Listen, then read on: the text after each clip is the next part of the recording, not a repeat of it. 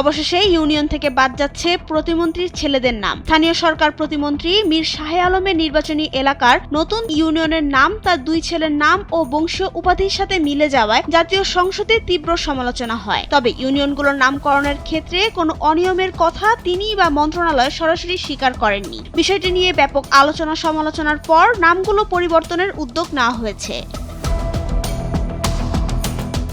দুই ছেলের নামে বগুড়ার নতুন দুটি ইউনিয়নের নাম রেখে তুমুল সমালোচনার মুখে পড়েছিলেন প্রতিমন্ত্রী। সরকারি গ্যাজেট অনুযায়ী মোকমতলা উপজেলায় গঠন করার কথা ছিল সীমান্ত ও দিগন্ত নামে দুটি ইউনিয়ন, যা প্রতিমন্ত্রীর দুই সন্তানের নাম। মীর শাহে আলম দাবি করেন নামকরণের সাথে তার পরিবারের কোনো সম্পর্ক নেই, এটি নিছক একটি অলৌকিক কাকতালীয় ঘটনা মাত্র। সমালোচনার মধ্যেই তিনি বলেন ডিসিকে চিঠি দিয়ে জানানো হয়েছে যে ওই দুটি নাম পরিবর্তন যাতে করা হয় এবং বরাদ্দ নিয়ে চলা গুঞ্জনও তিনি সত্য নয় বলে জানিয়েছেন।